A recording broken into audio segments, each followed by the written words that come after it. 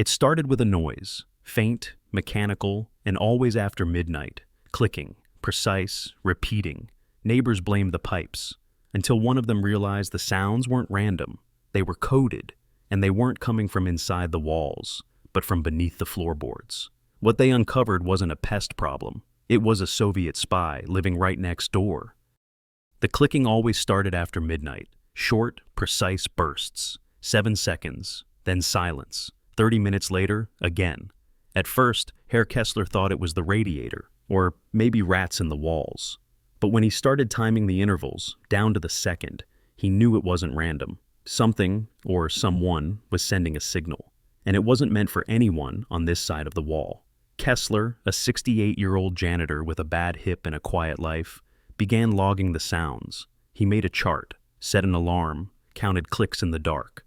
Then one night, the noise came, but the man who usually made it was gone. What they found hidden under his bedroom floor would explode into one of the strangest Cold War spy stories never told. Apartment 3B had always been something of a mystery, even before the clicking started. Its tenant, a man who introduced himself as Karl Reuter, moved in during the autumn of 1982 and left no impression other than silence. Mid-40s, tall, lean, with graying hair and a polite but distant air, he spoke softly when spoken to and never lingered long in conversation. The building's residents, a mix of pensioners and middle-class office workers, quickly learned that Karl would nod in greeting, but offered no warmth beyond that. He declined every offer to attend the building's annual courtyard grill night, paid rent in cash delivered precisely on the first of each month, and never once asked for assistance with repairs or amenities. His windows remained shut through every season, his curtains drawn even on the sunniest days, and neighbors whispered about the glow of his desk lamp burning past midnight. The only consistent pattern was the hum of his record player, or so everyone assumed, and the steady pulse of noise that some likened to old computer sounds. But it was Kessler, the janitor, who started noticing more. One night, carrying up firewood from the basement, he paused outside 3B and heard the rhythmic ticking again, this time clearer, crisper, mechanical, deliberate. It wasn't music. It wasn't the heating system. It was too timed, too perfect. Karl, as usual, was home, visible through the frosted glass door, sitting with his back to the room, headphones on, a notebook open on the desk. Kessler noted it and moved on. But 2 weeks later, a chance encounter in the stairwell changed everything. Kessler asked if Karl needed help with the draft in his kitchen. Karl, half turning, declined politely and mentioned he'd be away on business in Bonn for 4 days. Kessler wished him well. But that night, and the next 3, the clicking returned. At 12:02 a.m., then again at 12:32, 1:02, 1:32. Short bursts, followed by silence. Curious, Kessler checked Karl's mailbox. No newspapers removed, no lights on in 3B. It was as if Karl was still transmitting something, without being there. The idea chilled him. Either the sound was unrelated to Karl, a strange coincidence, or Karl had set something up to continue in his absence. That's when Kessler began to suspect he wasn't dealing with a translator at all. He recalled Karl's explanation months ago. He worked remotely, translating technical documents, but Karl never received packages, never sent mail, never brought anyone over. And why would a translator need a radio antenna coiled so tightly behind drawn curtains that Kessler only saw it once, reflecting sunlight for a split second as the breeze shifted the fabric? Kessler didn't know what Karl was really doing in 3B, but he now suspected it was something far darker than language work. And he began logging everything: clicks, timings, shadows, departures. Because deep down, in his bones, Kessler knew that 3B wasn't just another apartment, it was hiding something, and that something was humming in code when no one was supposed to be home. It began on a Friday night in late October, cold, damp, and already sinking into darkness by early evening, when the strange sounds in the building didn't just return, they escalated. What had once been a faint series of rhythmic clicks now grew sharper, faster, and unmistakably patterned, like the clipped punctuation of Morse code echoing through plaster and brick. The neighbors on the second and fourth floors were the first to notice it, hearing it through the vents and the old radiator grills, describing it later as a metallic stutter or like someone tapping a spoon against a pipe but with purpose. Then came the second noise, a low, humming whir, distinct from the clicking, with the unmistakable pitch of an electrical motor struggling against resistance. It lasted only seconds each time, but returned at oddly regular intervals, never quite on the half hour, but always close enough to suggest design. Children cried in their sleep, their parents grew agitated, and several residents began knocking on walls and stomping on the floorboards in protest, convinced some neighbor was operating illegal equipment or tinkering with ancient wiring. But when the noise returned just past midnight, louder than before, and accompanied by a strange pulse of heat through the metal piping in the bathrooms, it was too much for Frau Neumann in apartment 2C. A widow in her 60s with a tendency toward migraine and a reputation for letter writing, she finally called the local precinct, insisting that something industrial was happening inside her building, perhaps illegal broadcasting, perhaps electrical sabotage. 2 officers arrived within the hour, gruff men in heavy coats, unimpressed by the sleepy commotion, and knocked on doors, took statements, and finally requested access to the basement. Kessler, already awake and dressed, guided them downstairs and unlocked the utility rooms, but nothing appeared out of place. The boiler was humming normally, the electrical boxes showed no signs of tampering, and there were no visible wires, switches, or machinery where anything suspicious could be hidden. The officers, already writing the whole thing off as a resident's nerves, visited apartment 3B as a formality. Karl Reuter, dressed in slippers and a gray sweater, answered the door with his usual expressionless calm. He invited them in, pointed to his radio equipment and headphones, and explained that he was monitoring a recorded tape of a Norwegian translation exercise. "Just working through the night," he added, smiling faintly. The officers nodded, thanked him, and left. The next morning, tenants were told by the building manager that the issue was likely caused by seasonal heating fluctuations and would be monitored. But Kessler wasn't buying it. He knew boiler sounds. He knew radio static. What he had heard was transmission, organized, coded, and precise. And more importantly, he knew something the officers didn't. Karl had left the building the night before for nearly 3 hours, and the clicking continued while he was gone. The sound didn't come from a tape or a language exercise. It came from inside the building. Somewhere hidden, something was speaking, and Kessler was now sure it wasn't meant to be heard. Karl Reuter left the building early on a Monday morning with a single leather suitcase, wearing a dark coat and moving with the unhurried confidence of someone who did not expect to be disturbed for a while, and this time he did not tell anyone when he would return. By Wednesday night, his mailbox remained untouched, his lights stayed off, and yet the clicking continued, faint but persistent, threading through the building like a pulse. It was then that Kessler made a decision he had been circling for weeks. He approached Dieter Vogel, a 27-year-old electrician who lived on the ground floor and worked maintenance jobs across the district, a practical man with little patience for superstition and a keen ear for anything mechanical. Kessler explained the situation carefully, emphasizing not fear but inconsistency, sounds without a source, timing without randomness, activity without a tenant.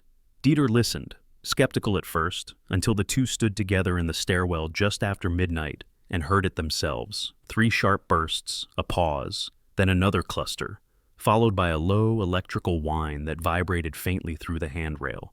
Dieter frowned, tilted his head, and said quietly that it sounded like equipment drawing current under load. The plan they agreed on was simple and cautious. On Thursday afternoon, Kessler would inform the building manager of a suspected leak reported by tenants below 3B, a plausible excuse given the age of the pipes.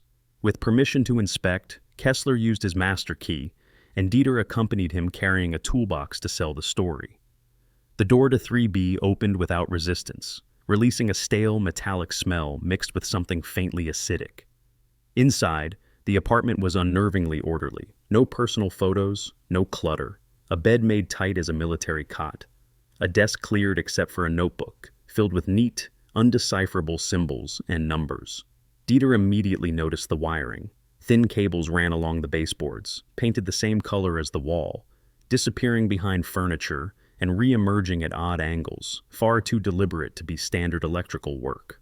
Near the window, hidden behind the curtain rod, Dieter found a narrow copper antenna flattened and disguised to blend with the frame, its lead disappearing into the wall rather than any visible radio. The headphones on the desk were not connected to a cassette player at all, but to a compact receiver Dieter had never seen before. Military grade, heavy, and modified beyond anything sold commercially. Then Kessler noticed the floor. One plank near the bed sat a fraction higher than the rest, its nails newer, its edges too clean. Dieter knelt, pressed down, and felt movement, a hollow response where there should have been solid support.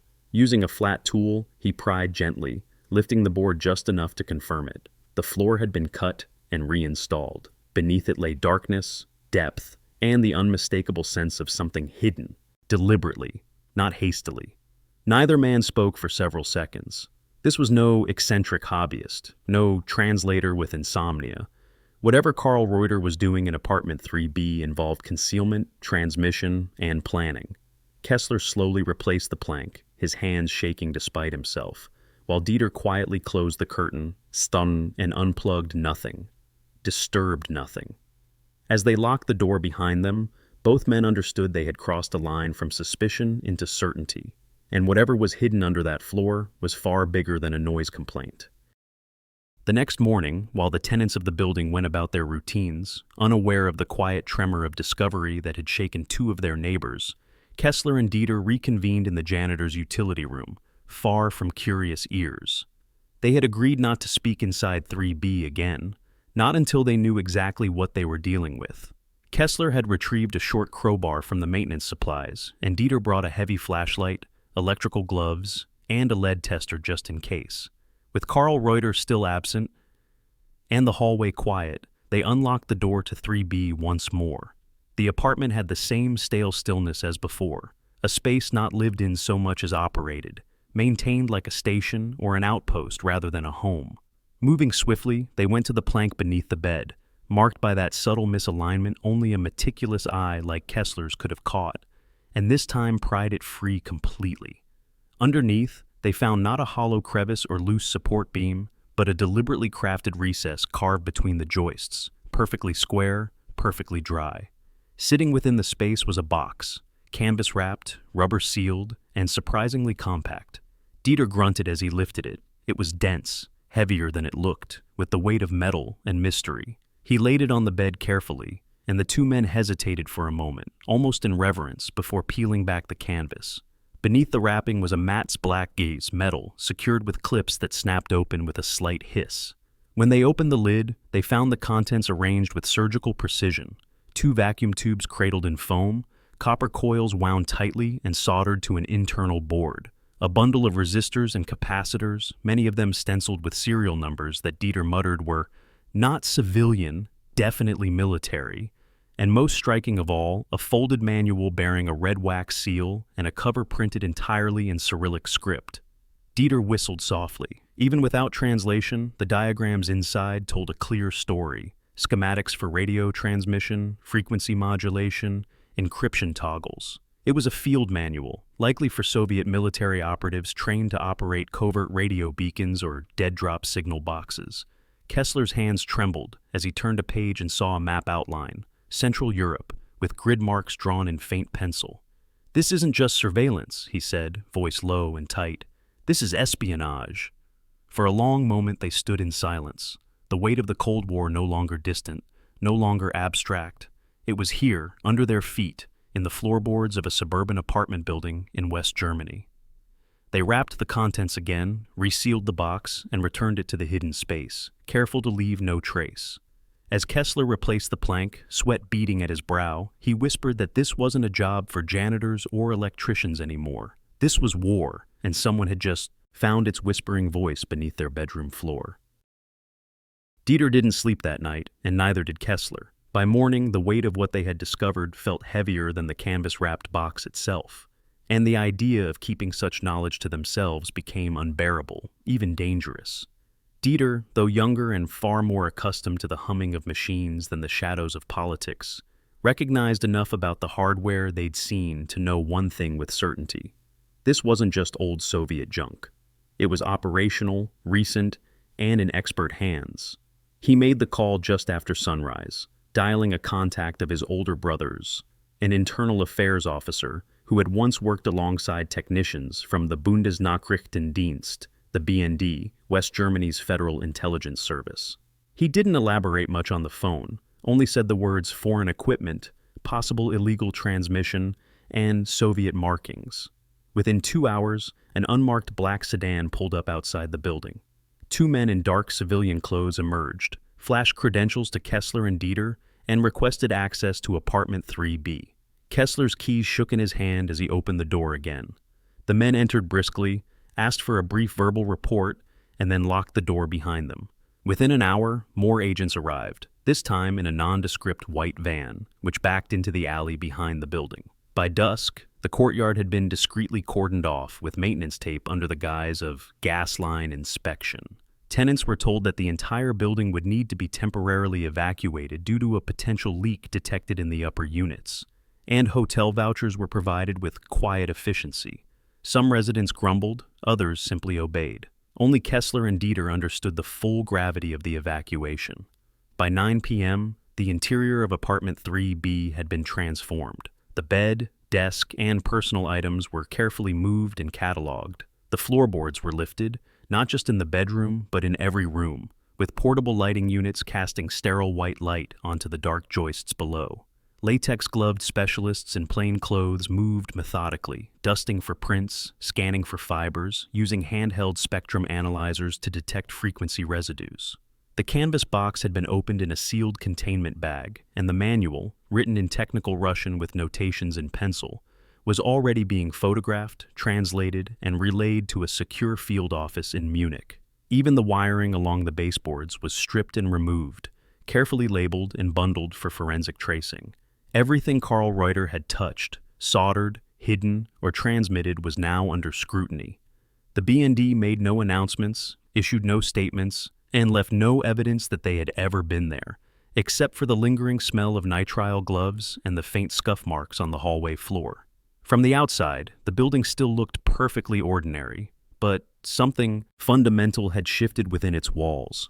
This wasn't a strange tenant anymore. This was a Soviet intelligence operation embedded in the heart of a quiet West German neighborhood. And thanks to a janitor with good ears and an electrician with sharp instincts, that operation had just been cracked wide open. The breakthrough came less than 48 hours after the BND sealed off apartment 3B, when facial recognition software cross-referenced the tenant's ID photo, taken from an apartment application filed 2 years earlier, with an old surveillance archive shared between West German intelligence and the CIA's Berlin station. Karl Reuter, as he had called himself, did not exist in any West German database prior to 1982, no tax records, no school history, no medical files, nothing before his supposed relocation from Hamburg. But the face, even behind wire-rimmed glasses and beneath slightly dyed hair, matched a low-resolution image captured in Prague in 1979. Leonid Mikhailovich Drozdov, an officer of the Soviet GRU, the military intelligence agency of the USSR.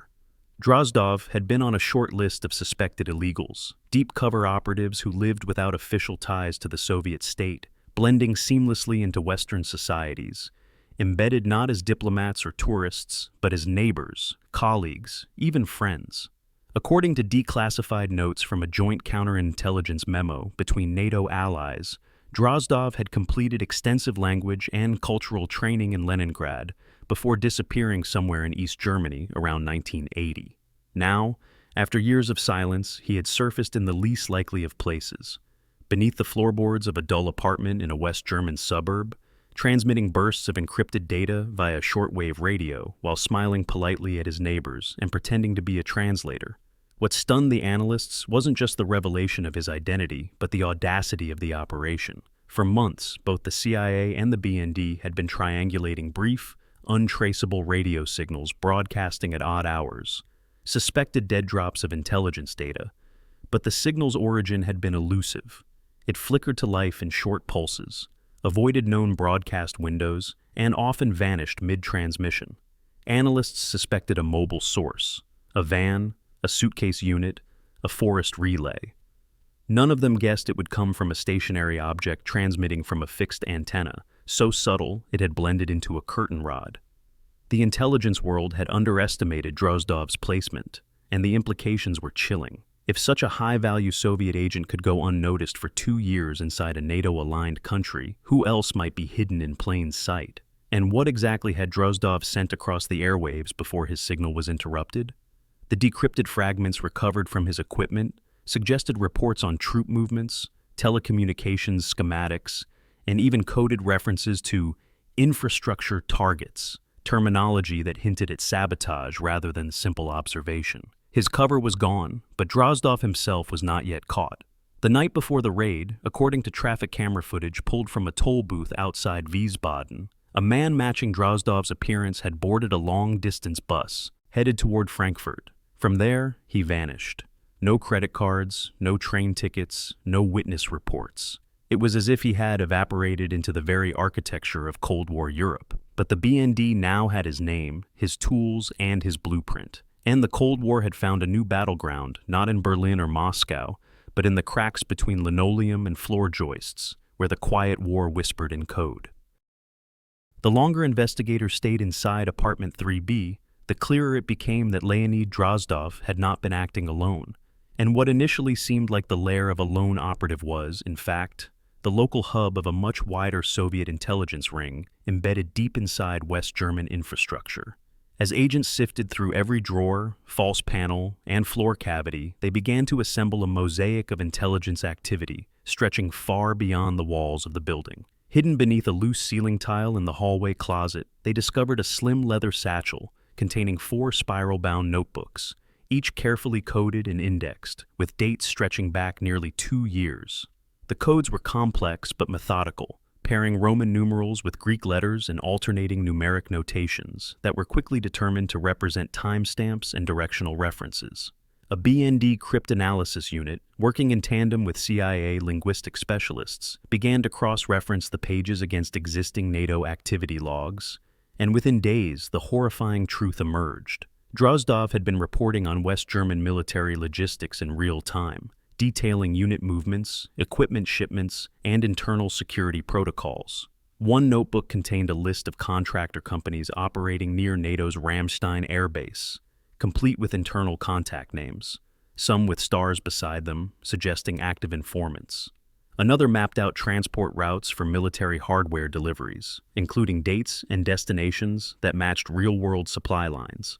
Still another was filled with partially encoded communications schedules, possibly used to coordinate drop-offs or signal windows for other agents. The data suggested regular coordination with at least 3 other individuals, all referred to by code names: Falcon, Birch, and Healer, each associated with specific cities: Hamburg, Stuttgart, and Bonn. One annotated diagram, marked with a red X, corresponded to a seemingly innocuous telecom relay station near Kassel, later confirmed to be a site where classified NATO signals were routed for civilian masking. Drozdov had clearly penetrated layers of the German defense network that should have been impenetrable, and he had done so with alarming ease, aided, it now seemed, by accomplices in both civilian and military sectors.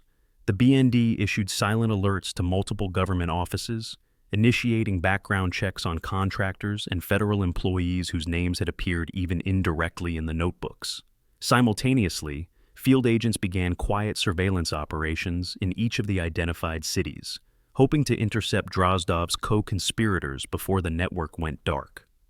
The scope of the espionage ring stunned even seasoned analysts. This wasn't just Cold War shadow play. This was deep infrastructure compromise, the kind that could disable response systems or manipulate logistics in a time of war. It also forced a reevaluation of local security assumptions.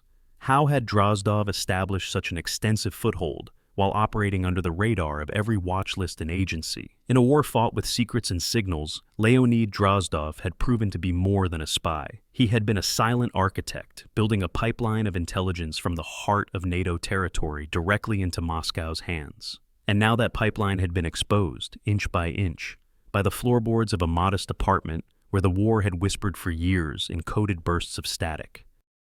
The forensic dissection of Drozdov's custom-built shortwave transmitter became the cornerstone of the operation, and it was inside that unassuming steel box, nestled among copper coils, military-grade capacitors, and vacuum tubes humming with residual static, that the final clue surfaced: one that would explain how the operation began to unravel.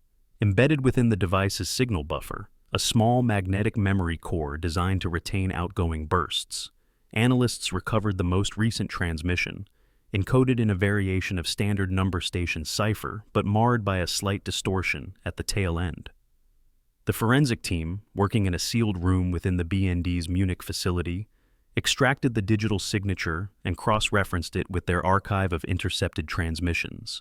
The timestamp was irrefutable. The transmission had occurred just 8 days prior to the raid on apartment 3B.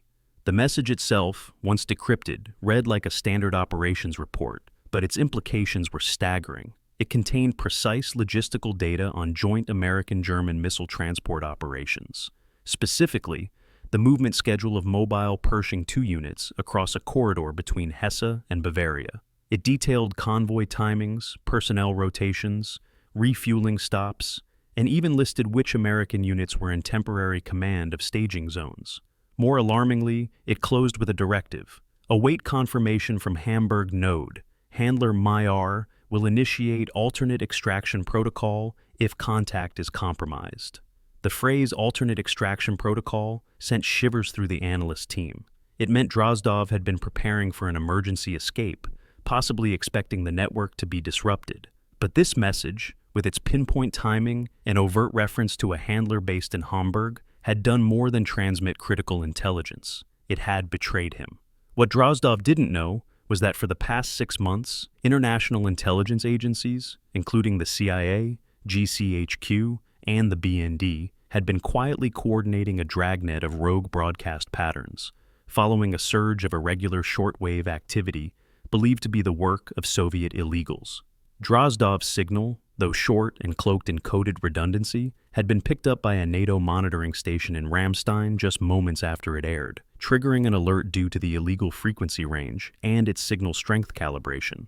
Slightly too clean for a civilian unit, slightly too rough for state-sponsored broadcasts.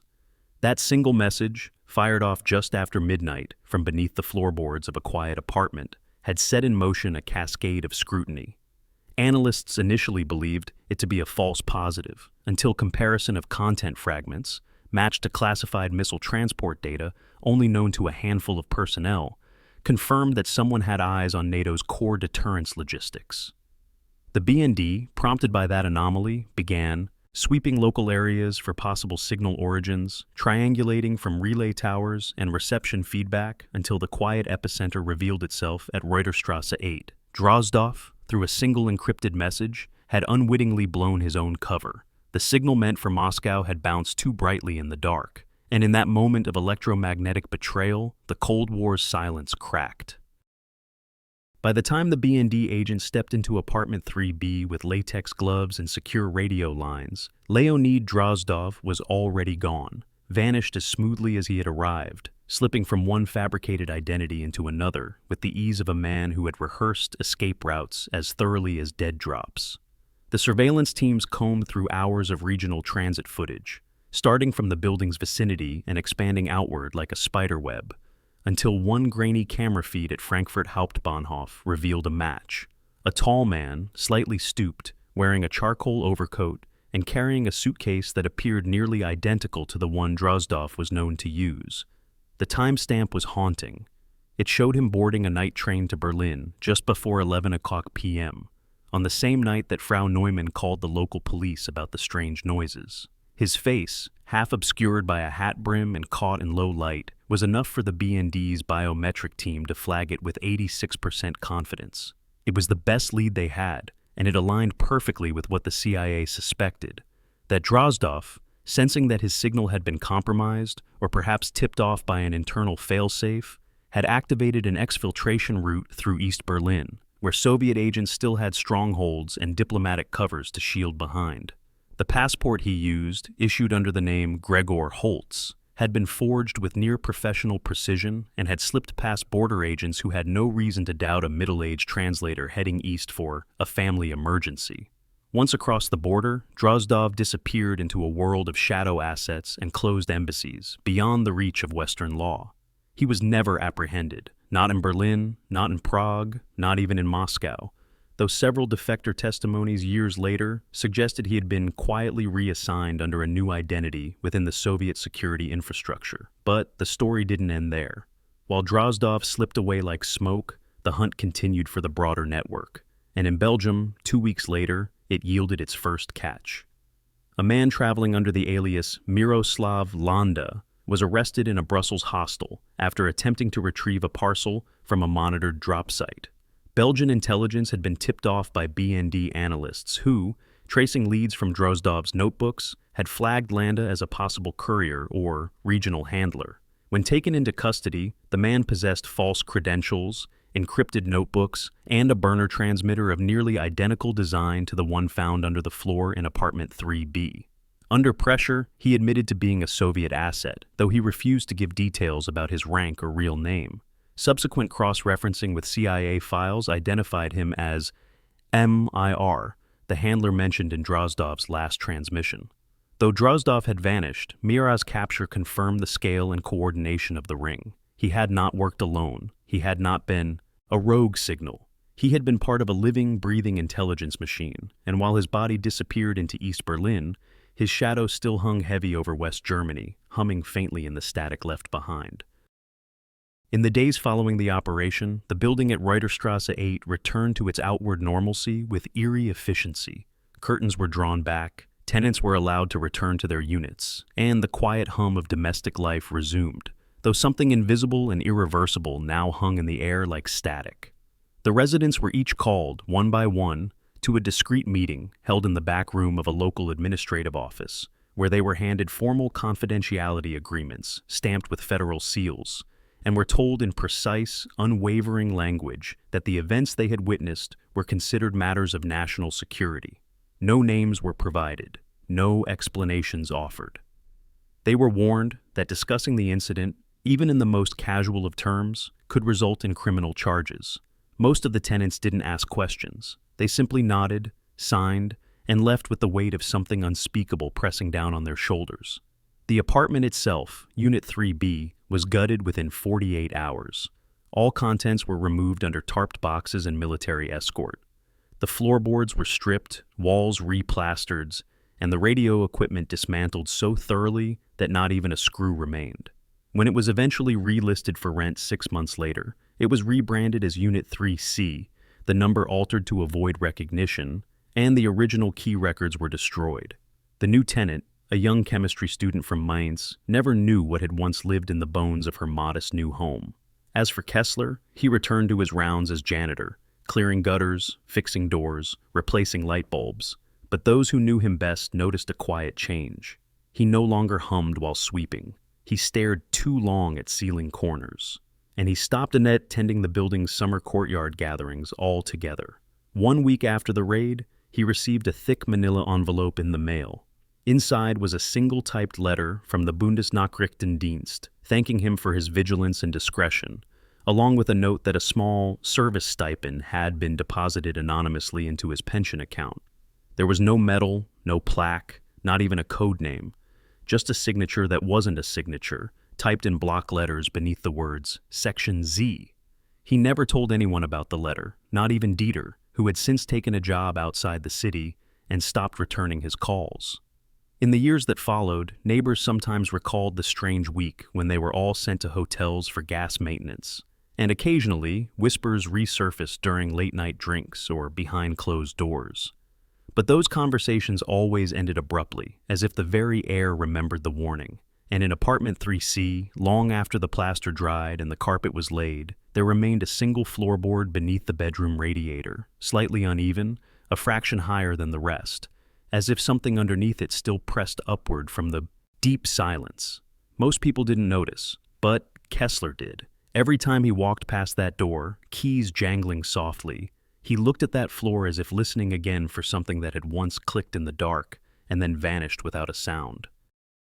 If this story gripped you, imagine how many more secrets lie buried in plain sight. Subscribe for more Cold War stories that history tried to forget, and share this one if it made you wonder what's under your floorboards.